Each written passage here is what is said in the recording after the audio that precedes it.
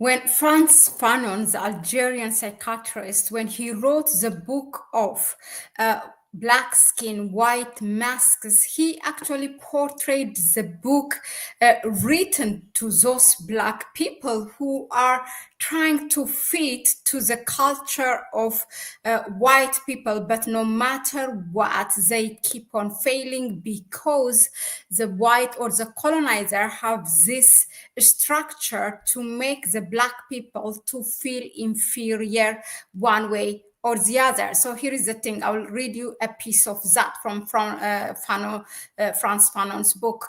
He portrays white people as having a deep-seated fear of educated Blacks. He argues that no matter how assimilated to white norms a Black person may become, whites will always exercise a sense of inferiority. Now, this way of thinking was designed to keep Blacks stuck in an inferior status within a colonial order. So that was at that time during the time of colonization.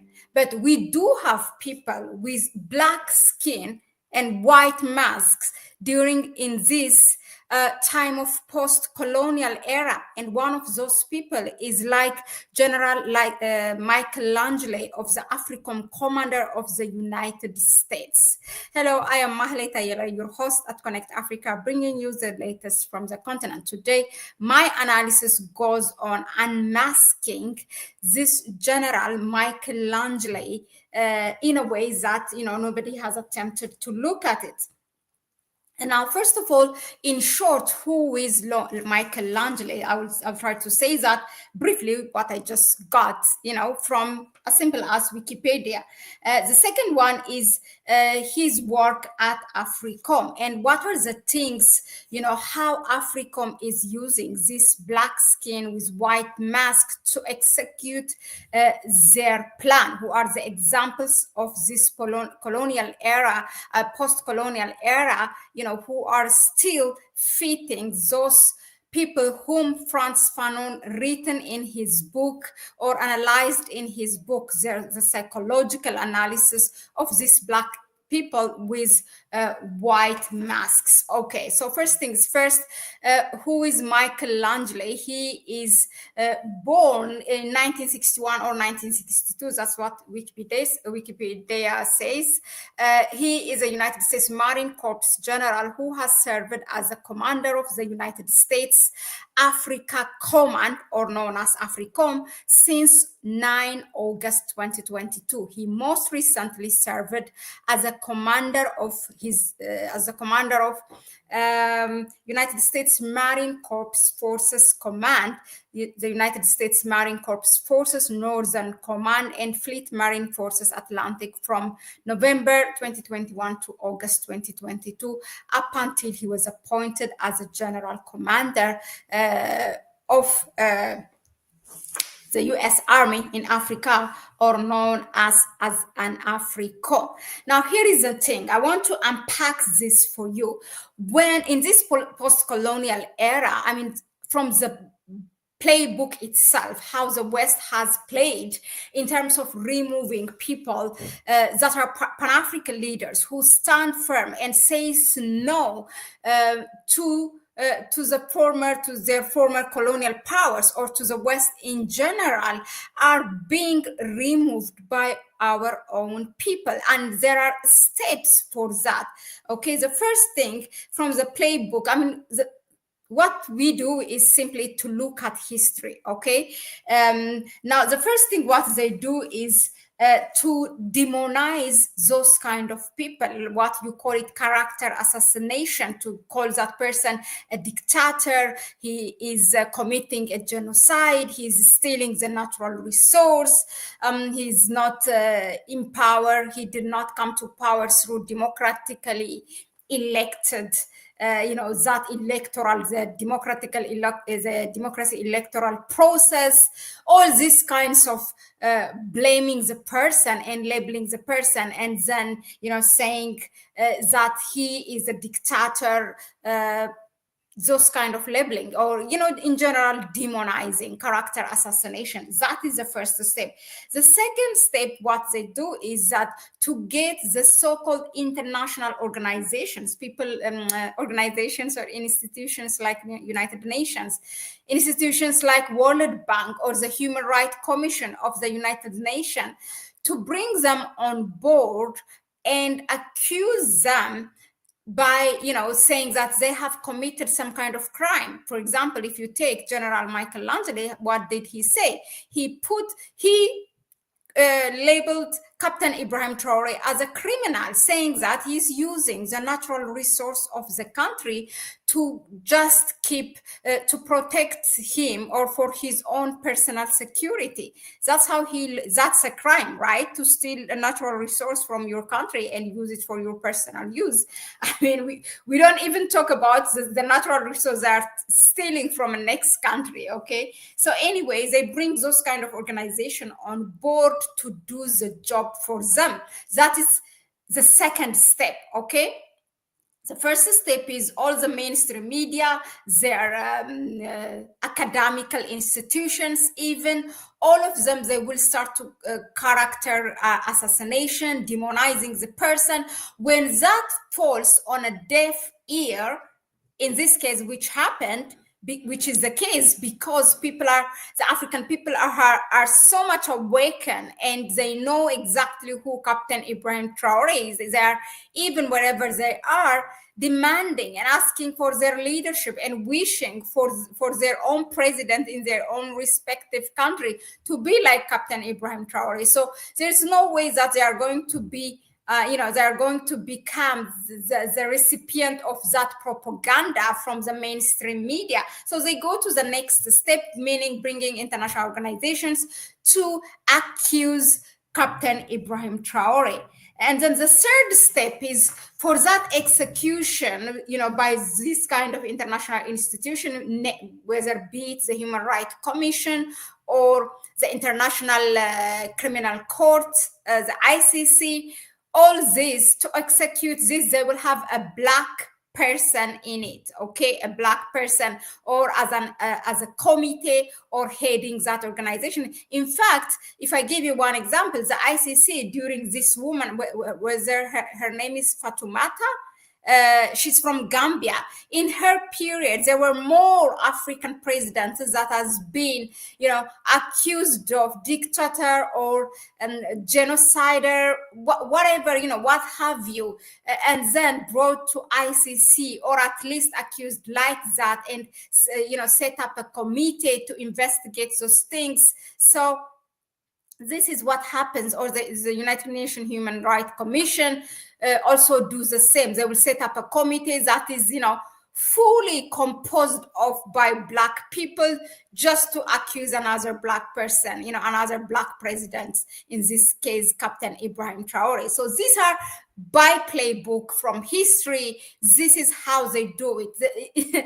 They don't change it, because they know that we are a people with short memory. When we say we African people with short memory, we every time we tend to forget what happened to our previous leaders or what happened to a next leader in Africa, and we don't learn from our history. So they just keep on using the same methods again and again to remove our leaders. So this is what's happening. Was it Malcolm X who says that it just takes one of us to kill one of us? So that is, in short, what is happening. So just to say a bit on Frantz Fanon book of Black Skin, White Masks, as I said, he said that black people have a deep-seated fear of educated black. So no matter how assimilated to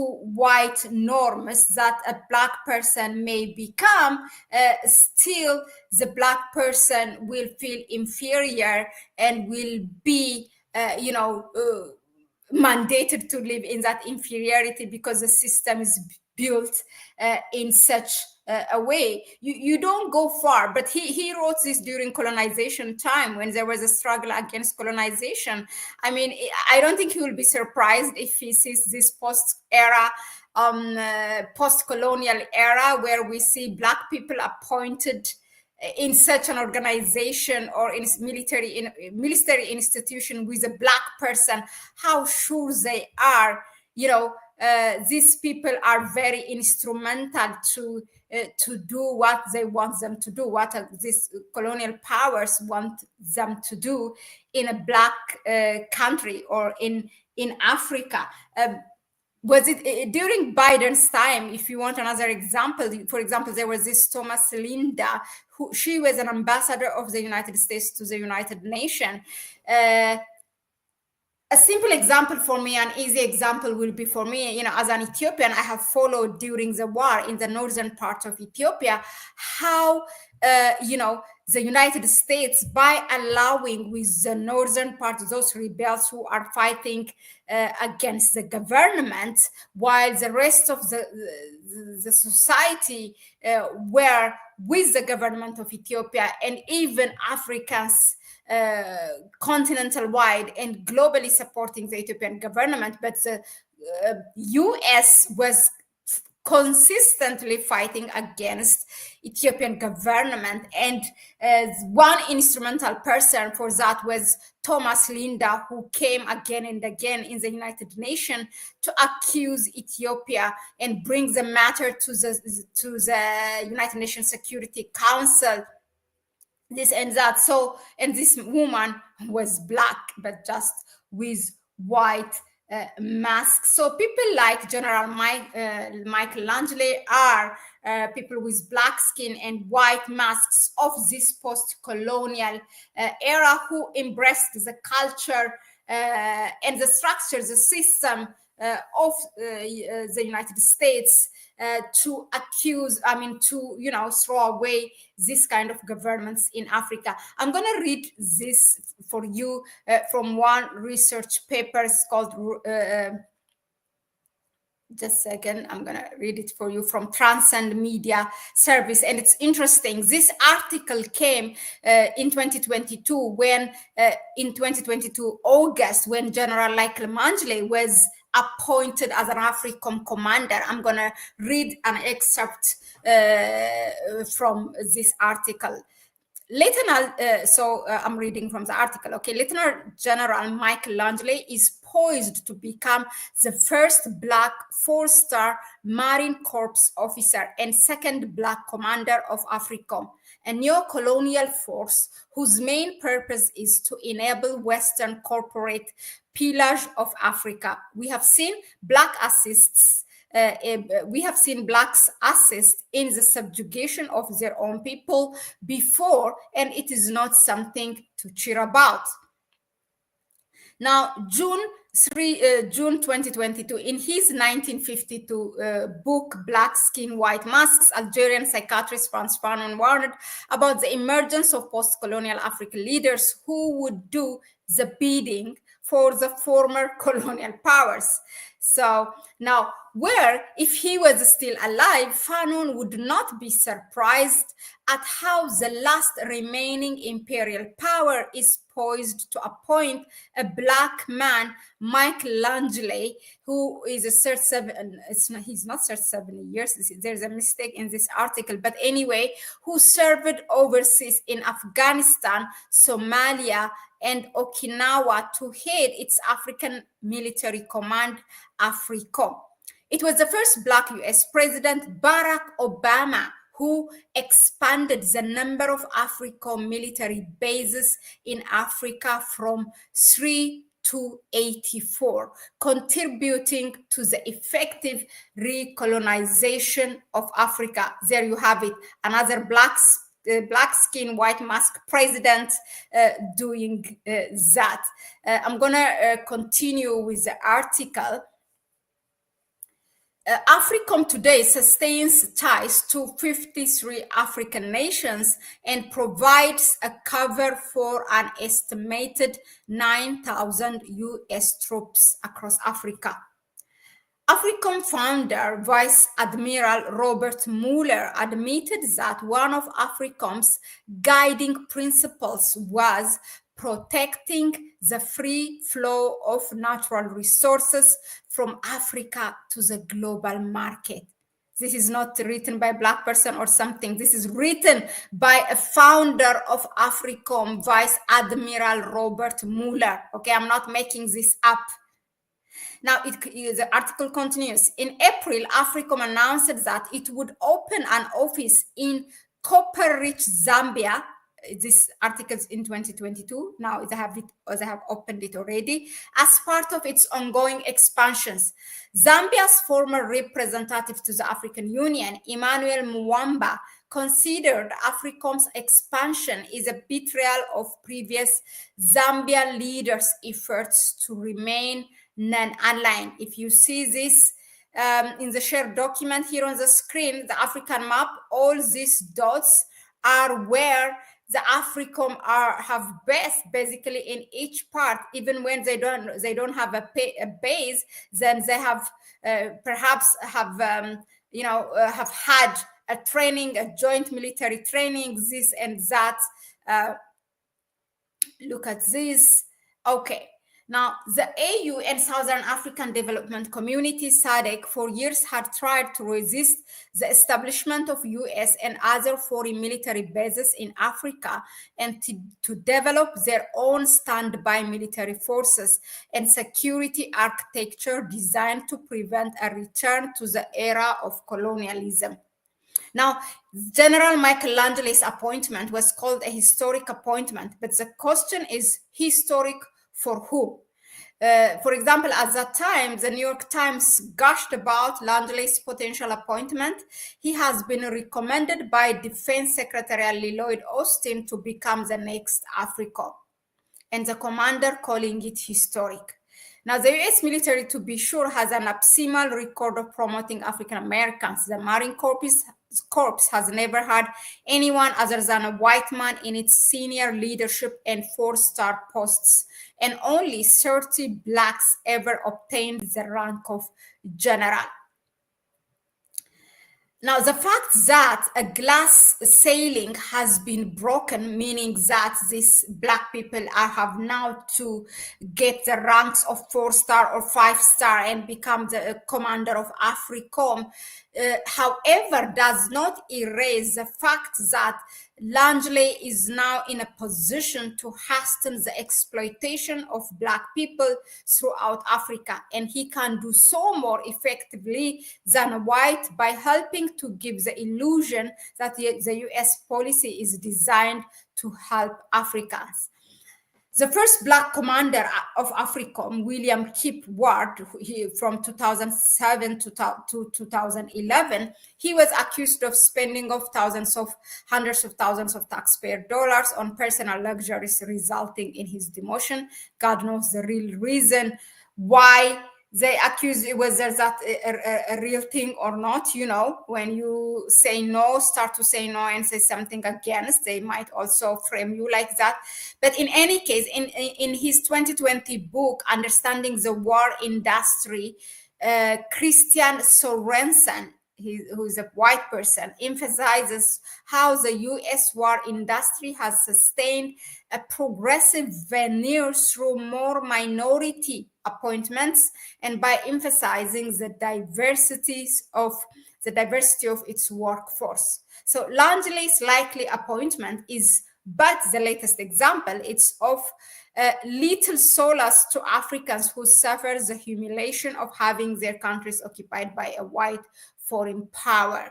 So that is as much as what I wanted to share with you. The thing is that Africans needs to remain vigilant. I just want to remind that General Michael Langley was, after his statement on April 3, accusing Captain Ibrahim Traore as a dictator, and also saying that his using the natural resource gold for his own personal protection. We have seen him after a few days in Cote d'Ivoire meeting the Ivorian president, Alassane Ouattara, who is known to be a traitor and a betrayer of Burkina Faso. And in 2024, he was also in Chad. Chad is also a neighbor of Burkina Faso, of the Sahel states in general. Chad shares a border with Burkina Faso and Niger as well. So he was there, and even if the U.S. military has left from Chad, these special unit forces are still in Chad. So the other day I have come here and presented how, you know, the Sahel states are more and more surrounded by the U.S. Army, or called AFRICOM, and there are also people and leaders who can be used to as an accomplice to whatever the U.S. have against Captain Ibrahim Traore. So we need to be vigilant and sustain the momentum of awakening the people, and in that way, then perhaps we can prevent from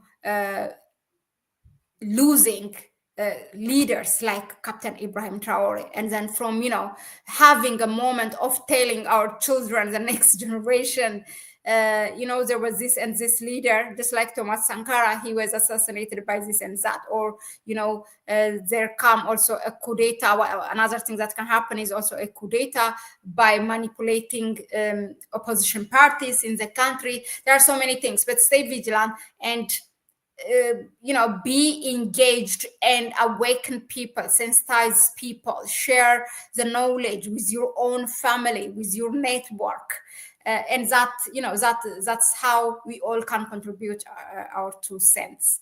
Thank you very much again for being here, and I will see you on the next one. Please continue to support us through our PayPal account and buy me a coffee link. You can find it in the description section. Share the video with others as well. Bye-bye.